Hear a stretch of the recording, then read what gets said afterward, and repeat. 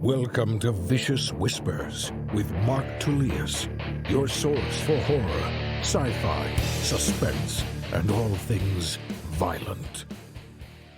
Thank you guys so much for joining me today on Vicious Whispers with Mark Tullius. At the end of the episode, I will read the second chapter from Try Not to Die in a Dark Fairy Tale.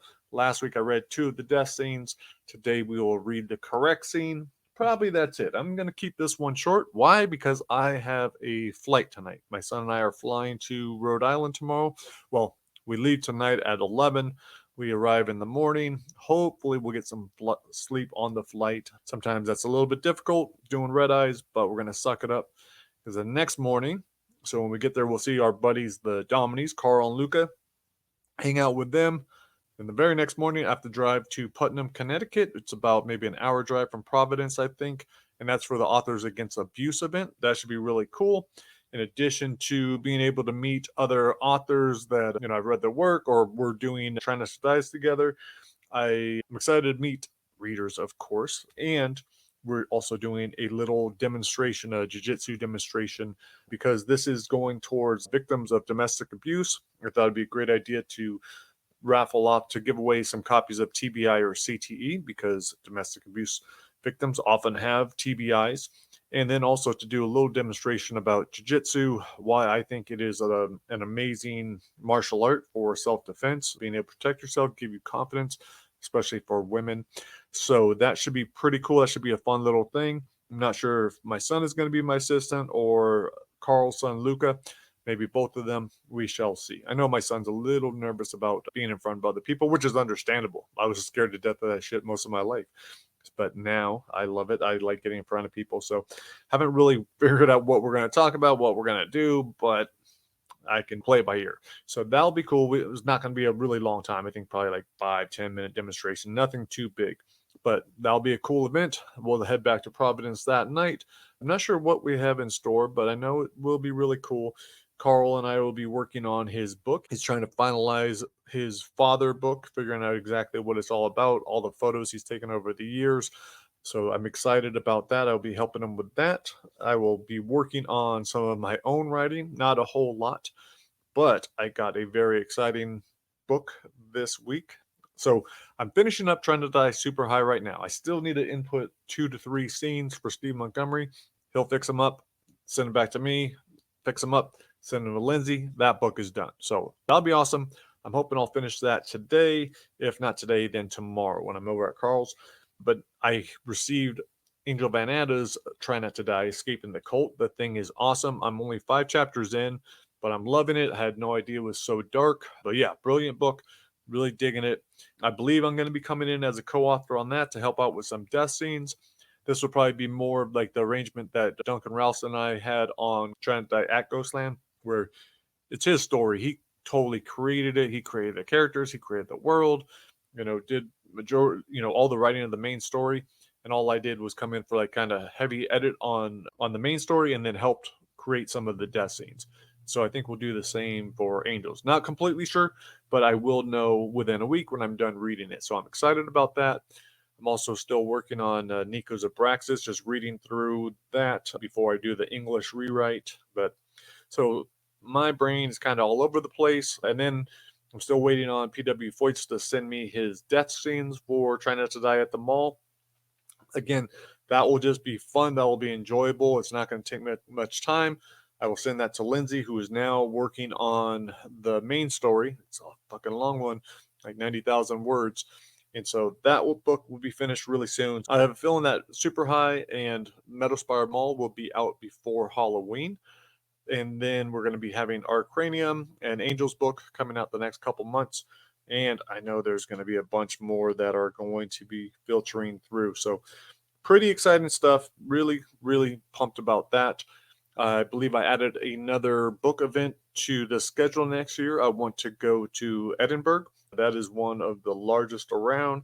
I don't think it's as big as Frankfurt, but it's supposed to be really awesome, really big. My wife had been saying how much she wants to go see Scotland. From Edinburgh, I think to go to the top of Scotland is like 5 or 6 hours of driving. So I was like, okay, we'll go do that. We can see a lot. We can go have this awesome book festival. Try Not to Die in the UK by MJ Mars will be out by then. So that would be really cool. And then 2026 in March, we'll go back to London and do the London Book Fair. And next year, I also do want to do one of the German book fairs, probably Frankfurt. So next year is going to be a lot of travel, maybe also one in Canada, maybe a couple in the US. Not so sure, but that is one of my goals. I definitely want to do a lot of promoting of the series. I think we are at the place where, man, it's ready to go, ready to blow up. Just going to put a little bit more work into it, keep developing it, and yeah, it will happen. So I just have to have that confidence. And like I've always said, if it doesn't, oh well, I'm fucking having a lot of fun developing these things. I enjoy it. Like it's being able to read Angel's book. I was like, how lucky am I? You know, she was thrilled that she can write a Try Not to Die, this style of book. And I'm thrilled that I get to read this fucking awesome book and then contribute to it. So, and it's not a story I would have ever come up with on my own. I wouldn't have been able to come up with this character. So I really dig it. I love the collaboration process. So that is really cool. As far as other Try Not to Die stuff, Try Not to Die at Grandma's house, I'm leaving that 99 cents. Right now, you can get Try Not to Die in the Pandemic for 99 cents. For sure on Amazon. Other retailers, I don't know if they dropped the price yet. So always double check that. And then I believe on Saturday, Try Not to Die in a Dark Fairy Tale will be on sale for about 7 days, 99 cents. So you can pick that up then. And we just added some beanies to the store. So marktullius.com, go to the store. There are now Try Not to Die beanies, thanks to Sammy Dyer. I asked her help on it. She said she wanted beanies. I asked her which ones. She showed me, told me what she thought would look cool on them. But check this. I have not tried out the beanies yet. I have not ordered them. I don't know the quality of them. So you may want to wait until I get them and give you the thumbs up. I've been super happy with the shirts. All the shirts, the hoodies, those have all been really high quality. I dig the puzzle. I did the blanket. So everything that I've been getting through Printful has been awesome. Very happy with it. So I'm guessing the beanies are also going to be cool. One set is embroidered. The other set, I couldn't. It's just regular print. So that is what's going on there. What else? What else? Yeah, not a whole lot. I didn't really do any jiu-jitsu this week except for last night. And I wasn't even going to go last night because last Friday, so last week was awesome with jiu-jitsu. I think I did 3 full practices, a half practice, but on Friday is a tough practice. Felt like I was kicking ass. I'm proud of myself for being an old man, but sticking with it and going against the young guys and all that. And but I did this one move where it was a nice takedown. I swept the guy, but then when he landed, all his weight came down to my hip, and I had to stop. And I was really scared for a second. It hurt really bad. I was able to go back in like maybe 2 minutes afterwards. But since then, my hip, I've been just babying a little bit. It's like I had an image of it just cracking in half because that's what it felt like. So just played it cool this week. I only went in last night because I knew that, or I had a feeling that a couple guys were going to get promoted.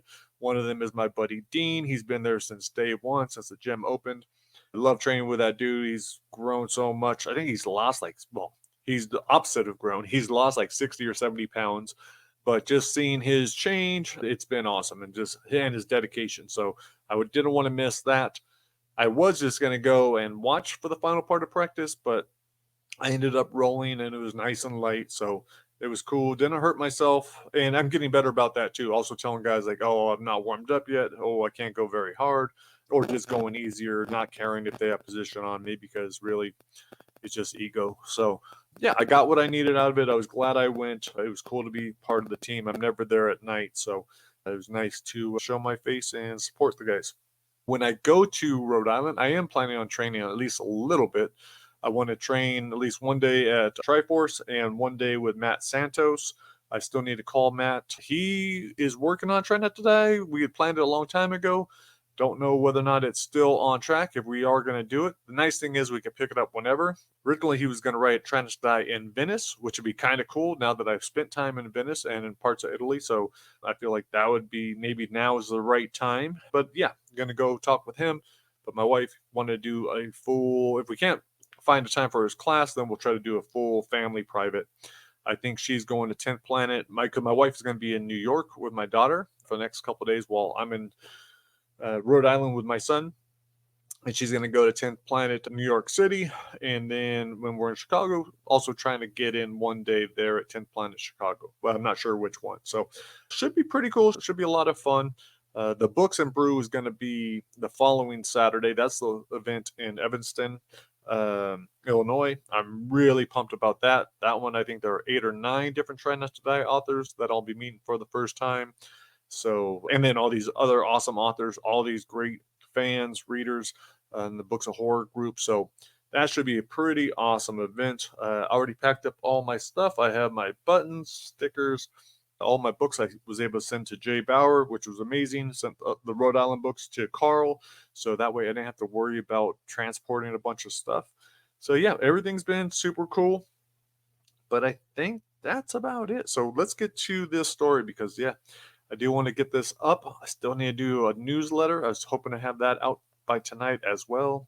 And these scenes, man, fucking time flies. And I've been up since 5 o'clock. So let's do this. Let's get to it. Try Not to Die in a Dark Fairy Tale. So last week I read you the death scenes if you picked incorrectly. If you remember the story, the room is on fire. Your father, the king, who's dying on his deathbed. You guys started a fire, you and your twin brother, and you're trying to figure out how to put it out, how to save your father. So the correct choice was to pull Keaton back and scream for help, which seems like a terrible little move, but turns out it's the right one. Sometimes you should just call for help. All right, let's do it. The smoke is too thick. The fire blazes out of control. Father is already destined to die, if not today in this room, the next week from illness, or the week after at the latest. There's no need for Keaton to meet his maker too. Even though we don't get along, I won't allow my brother to die. Soon he'll be all the real family I've left. Keaton's about to leap through the flames, but I grab him by the collar of his tunic and pull him toward the chamber doors. No, he shouts, struggling to break free. Let me go. I hold Keaton tight in a bear hug and yell for help as loud as I can. The smoke scalds my throat. The doors slam open. Our stepmother, Ravinia, storms in, clutching her pregnant belly with one hand and a wand of crooked, scarred wood in the other. Boys, the queen shrieks, what have you done? Ravinia twirls the wand in a curious pattern, shouting a confounding string of nonsensical words. A bolt of vibrant blue lightning leaps from the wand's tip and strikes Father's bed. The piece of furniture springs to life, a four-limbed beast whose golden posts hurl the flames as gracefully as a horse, carrying wide-eyed Father past us and into the hall. Ravinia chants another spell, and the end of her wand sprays an impossible torrent of water upon the fire. Within moments, only smoke remains. With a flick of her wand, the windows pop open, and the suffocating smoke is driven outside. Keaton and I rush to Father, who is moaning and covered in dark soot. Are you okay? Keaton asks. I shake my head. What kind of question is that? Of course he's not. Because you nearly roasted him alive, clumsy oaf. None of this would have happened if you hadn't thrown me to the floor and tried to bruise my ribs like I bruised your ego. Keaton looks ready for a second wrestling match. Which other parts of you would you like for me to break? I snort. I'm perfectly intact. Your strikes were soft, like the pats of a playful kitten. Keaton grows furious and sticks his face close to mine. I'll show you. Enough! Ravinia shrieks.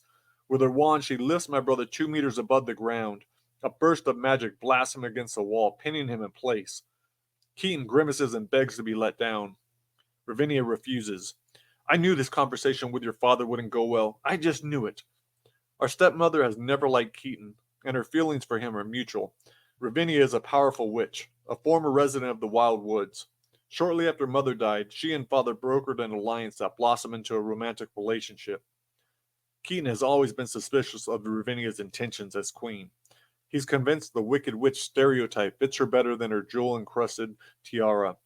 But Ravinia has always been kind to me, often visiting the library and giving me interesting book recommendations. Also, Ravinia is inarguably beautiful, and at times quite funny. I think she and Father have a genuine connection, but Keaton believes Father is the victim of some kind of nefarious enchantment. Up on the wall, my brother squirms under the witch's spell. Let me down, hag! Quiet. Your father's trying to speak. I need rest, Father whispers. Rest. Yes, dear, she coos. Her eyes are no longer storm clouds. Veins no longer bulge on her smooth neck and forehead. Footsteps hurry around the corner. Ravinia turns to a set of 4 servants. Tend to the king's every need. I'll join you shortly. The servants bow and follow the walking bed down the hall and into the baby blue room where a nursery has been prepared for our soon-to-be brother. Ravinia focuses her attention on Keaton again. She lowers the wand and Keaton plummets to the floor. He flings foul insults her way. And what are you without that wand? A useless tart. You're lucky I don't break your arm and show you real strength. She laughs. You want to be king, yet you control your emotions worse than a little boy. The very last thing your father needs is more stress or pain, and it's all you're giving that poor man. She turns to me. Did your father tell neither of you of your quest? Quest? Asked Keaton. What quest? I shake my head. What are you talking about? Ravinia sighs. The 2 of you couldn't behave long enough for your father to tell you this himself. Unsurprising, and yet disappointing. Honestly, I don't know the last time Keaton and I truly got along. Before Mother's death, that's for sure, and it was 6 years ago. My brother and I probably should have come together and supported each other in our grief, but that hasn't happened. Instead, I escaped into worlds where dangers were imagined and conflicts resolved in impossibly happy endings. Keaton grew into an athlete and took out a great deal of his frustrations against competitors on the playing field. This is meant to come from your father, not me. Ravinia pauses to take a deep breath. Each of you is to travel into the wild woods and exercise your wit and bravery against any foe that crosses your path. The first son to bring back evidence of 5 different victories against villains of the woods, 5, of course, representing the 5 powerful points atop the royal crown, that young man will prove himself courageous and intelligent enough to be our king. Keaton chuckles. Oh, is that all? Is that all? I've never left our kingdom, never encountered, let alone conquered, bona fide threats to my safety. Now I'm expected to slay vicious, bloodthirsty beasts? Don't be too sure of yourself, Ravinia warns Keaton. You'll face incredible challenges once you're out beyond these walls. Keaton rolls his eyes. Have you forgotten that I've been in the wild woods twice before? Killed a dragon and a troll there earlier this year? Ravinia smirks. You killed an infant creature newly hatched from its egg, and a distorted creature drunk on mead, because you were bored. Keaton crosses his arms. Villains, nonetheless. I would argue that in both altercations you were the villain, seeing as how you were the one in the woods looking for trouble. Still pining for your lost woodland kin, Ravinia? Her smile slips, her grip tightening on her wand. That dragon's parents? That troll's brethren? Imagine they'd be happy to find you at their doorsteps again. Fantastic. I welcome the opportunity to turn them into trophies too. That dragon's fangs, that troll's decapitated skull, they count as evidence of my victories, did they not? Ravinia sighs. Unfortunately, your father's very proud of these accomplishments, as you know. Keaton smiles at me. Hear that, Barnaby? I already have a head start. Only 3 more enemy pieces for me to obtain. Ravinia caresses her stomach. If you both fail in this quest, my son is next in line to inherit the throne. My unborn sibling kicks and Ravinia winces. She looks worried, as if concerned he might tear through her flesh right then and there. He'll be too young to lead, I say. Besides, cries Keaton, a baby can't complete such a quest. Ravinia nods. I survived centuries in those woods. I've completed your quest countless times over. Therefore, by proxy, I will be in charge of this land until your half-brother is of age and ready to fulfill his duties as king. This isn't Father's plan for us at all, is it? Keaton's hands are balled into fists. You're the one who's cooked up this quest. You hope we meet our end so that you can take Father's crown for yourself. No, Ravinia insists. When your father awakens, he can tell you how he bested his brothers in this exact quest years before you were born. Brothers? I ask. Father doesn't have any brothers. Keaton nods. We don't have any uncles. Precisely, Ravinia replies, because they didn't leave those woods with their lives. This is nonsense, Keaton says. This is your mission that you've concocted for us, not Father's. Oh my, are you actually afraid?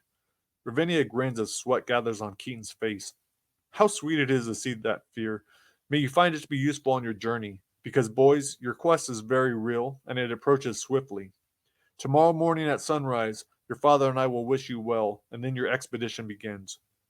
You don't wish us well, Keaton snarls. You wish us death. He turns and stomps off, leaving me alone with Ravinia. I do wish you well, Barnaby. I hope you know that to be true. I believe she wants what's best for me, but that doesn't calm my nerves. Now I need to get ready for this impossible quest.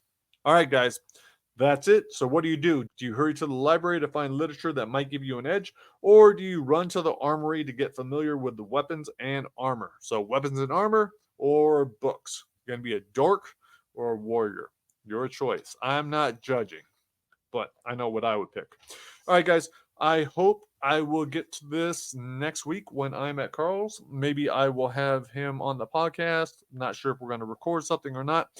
If I don't record one next week, then we'll skip a week and I will do it when I get back to California. All right. Thank you so much for listening. Hope you guys have a fantastic week and I will talk to you later. Peace.